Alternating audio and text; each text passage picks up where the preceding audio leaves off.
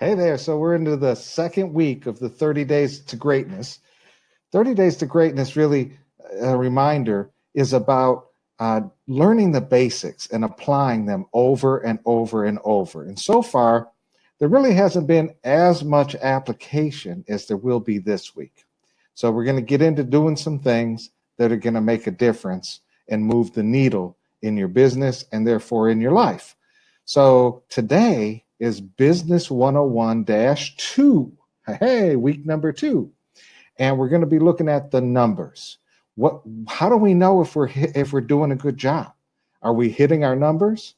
Well, what are our numbers? How do we know what our numbers are? Well, let's take a look at a couple things here. I'm going to load up this PowerPoint and we'll have a look. 30 Days to Greatness. And next. Okay, here we go. Yeah, it's absolutely vital that you know your numbers. You have to become data driven. Knowing and tracking your numbers is an absolute must. Remember what we said about the triangle? It's not about what you think and what you feel as much as what you do. Well, part of what you do is track your numbers and find out, am I really doing that which it takes?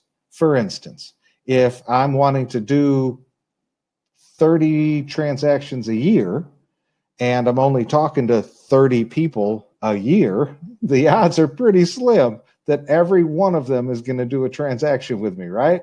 So how many people do I need to talk to?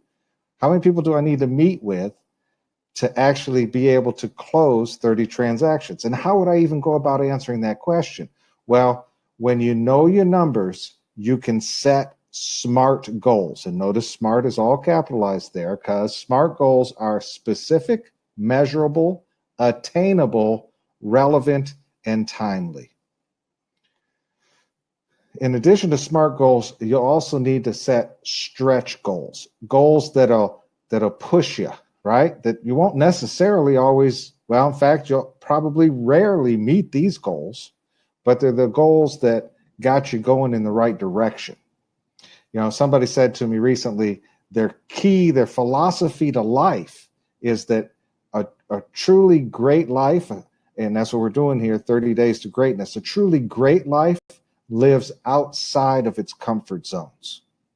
That if we just do that which is comfortable over and over and over, we'll never reach any level of greatness. Well, stretch goals are designed to get you outside your comfort zone.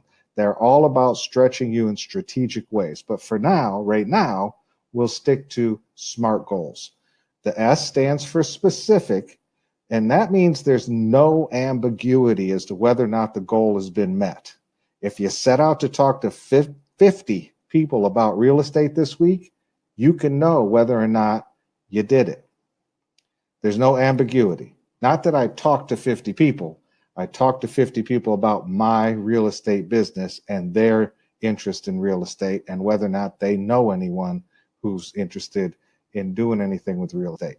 Measurable means you have goals that can be easily measured. If you have a goal to write 20 notes to people this week, the number of cards that went out in the mail can be counted. It's very measurable. So specific and measurable. Attainable so you don't lose heart. It's no fun to never meet or exceed your goals. If my goals are always unattainable, it's really easy to kind of lose momentum.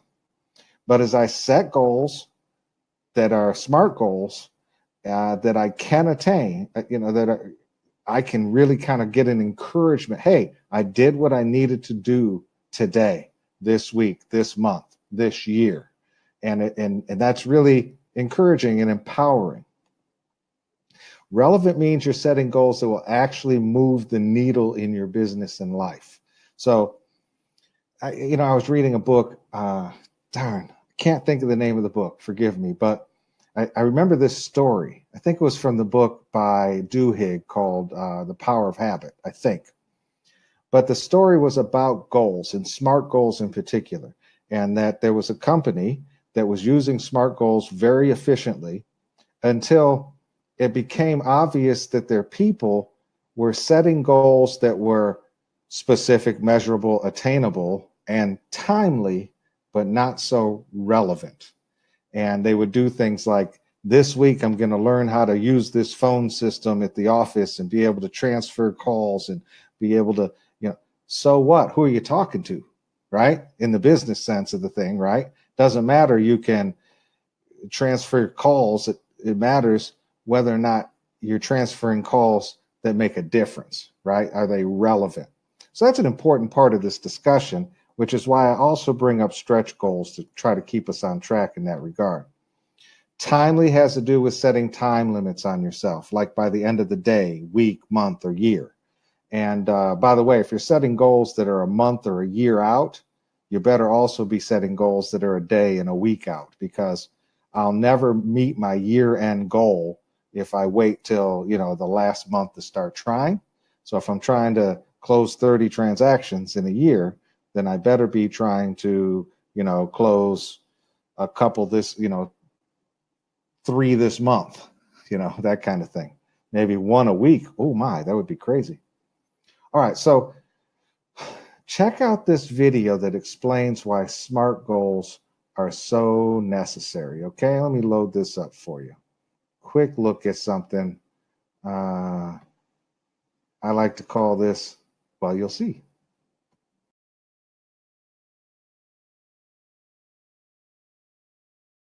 Hey, we're talking about the importance of goals, and particular SMART goals, specific, measurable, attainable, relevant, and timely goals. But every time I think about goal setting, I'm reminded of the barnyard marksman. Do you know about him? He's the guy who grabbed his rifle one day, went out into the barnyard and shot 3 holes in the side of his barn. 1, 2, 3. And then, just to prove what a great marksman he was, he got a can of paint and drew bullseyes around him, so you could see that he hit the center every time. Well, I'm not much of a gun enthusiast, but I'm pretty sure that's not how that's supposed to work. It's important to know what you're shooting at before you pull the trigger, and that's true in business as well. No guns involved here. Just the idea of what are we aiming at, and why are we aiming at those things? Well, first we're going to talk about the importance of specific, measurable, attainable, relevant, and timely goals, because I think it was General Electric who made it famous, those SMART goals. And it's really a great way to do it because you know exactly what you're aiming at. You can measure whether or not you hit it, and you make it realistic, attainable things, because it's no fun to never hit your goals. That's really a pain. They need to be relevant, though, things that are actually going to make sense to your business, and then timely, things with a time limit on them. But one of the problems General Electric ran into as they kept requiring their people to set SMART goals is that people tended to set goals that weren't really as relevant to their moving the needle. So I'm going to suggest to you, you're going to set SMART goals and stretch goals. Stretch goals say things like, I'm going to, sell 50 houses in a year, 1 a week for 50 weeks. Now that's a stretch goal. But now my SMART goals are in a particular direction so that I know I'm working towards something that's really going to move the needle in my business and in my personal life. Because ultimately, this is not just about dollars. This is about transforming our lives so that they're more like we want them to be, that we can survive, thrive, and have an impact in the world around us. And SMART goals and stretch goals are going to help us get there. So carry on. Don't be a barnyard marksman. Set your sights on the things. Okay, so that's the point about the barnyard marksman. Always probably not setting the relevant goals that they need to set, right? Well, let's pick this back up. So we just saw why SMART and stretch goals are both necessary. What should you be setting goals for?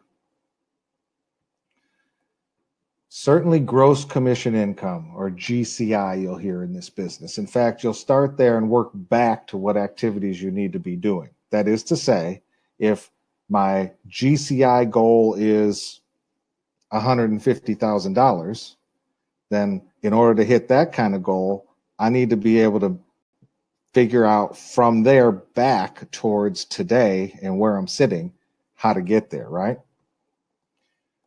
There's a PDF worksheet for you to download that takes a realistic look at the numbers. You'll start with the amount of money you need to get by. There's a worksheet on that. So the question is not what do you want, but what do you need financially? Some of us are working our way into this business and are working another job, and we can't just up and quit our income in order to be able to do this job, to do this career. We have to figure out how much money do we need to replace in order to be able to do this. Then you'll look at the amount of money you want. Set goals for both what you need and what you want.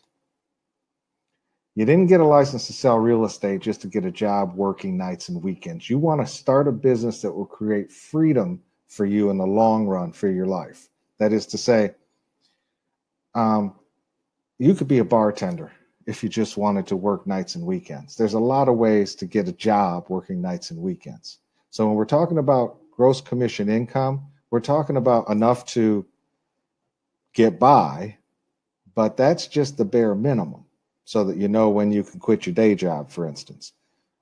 But actually, a lot of people do bartending or that kind of night weekend job and real estate because it's easier to start working with the evenings and weekends and get a more 9-to-5 career in real estate, even though real estate tends to take nights and weekends to get it going.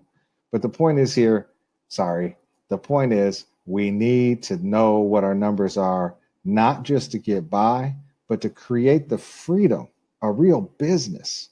There's a reason I put business training into the 30 Days of Greatness, because the basics there are absolutely necessary for you to achieve the goal of freedom. And so knowing your numbers is a basic business thing, right? To get there, you'll have to survive first, then thrive, so that you can have the impact you want to have in this world. We want you to survive, thrive, and have an impact because the world needs you. Part of this is I'd really like you to think about what are the goals you have, not just for the numbers, not just for the gross commission income and the net take-home pay. I want you to think about what if I really did have the freedom I wanted? What would I be doing with it? Would you be doing some sort of service in your community? Would you be pursuing music? Would you be painting? I have a friend who's a wonderful painter. It's hard to make a living as an oil painter, making paintings. So, but I imagine if he was financially independent, he could spend more time doing it. Well, the point is, what is it that you really long to do to make an impact in this world? Do you want to change the world for the better? How? And I want you to write that down and keep that vision in front of you. What are you doing this for? Not just to make money. It's not worth it. You're doing this for freedom. Well, what do you want the freedom for? And it's fine if your answer is, I really want to spend a lot of time on a beach somewhere.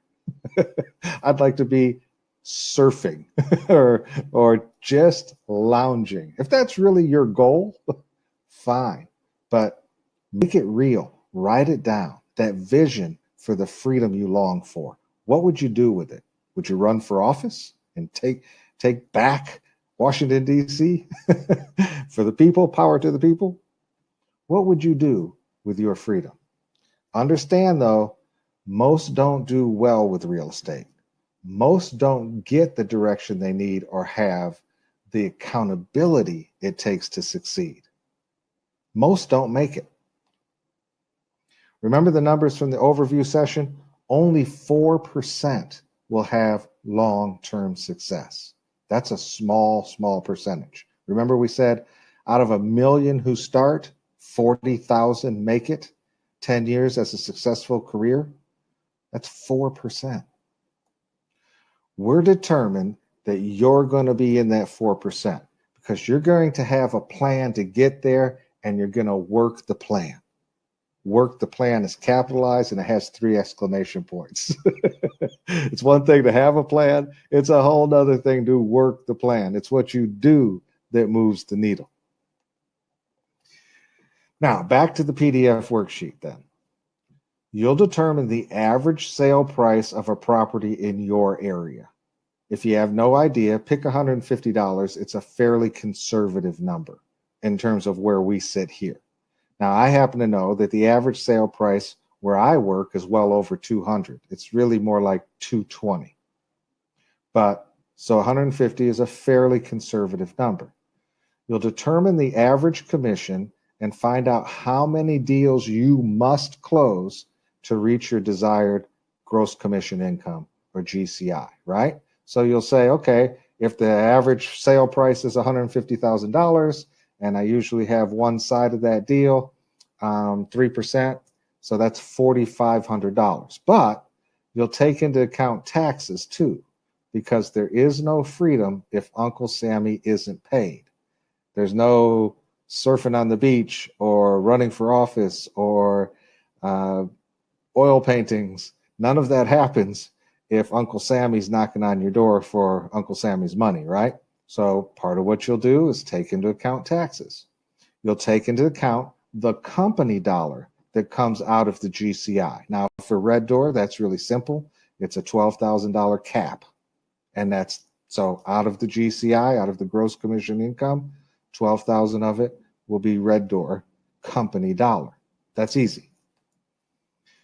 You'll determine how many are likely to come from buyer deals and how many are likely to come from seller deals. If you have no idea, use 70% buyers and 30% sellers for now. That is to say, most people who are newer, it's easier to get to work with buyers than it is with sellers. And so just for the sake of the goal setting and the numbers, you can use 70% buyers and 30% sellers. Ultimately, you'll get your numbers down to how many people you need to be contacting daily to get your desired levels of income.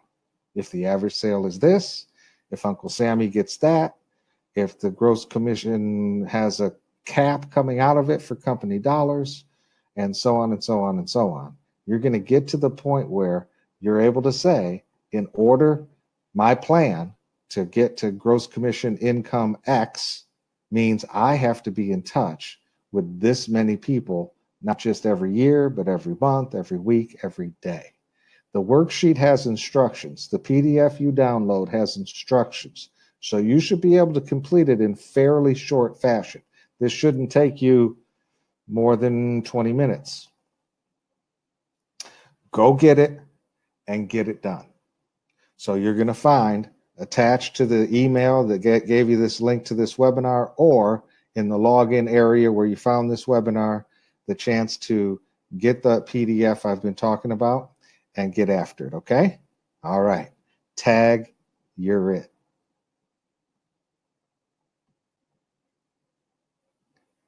Go get it.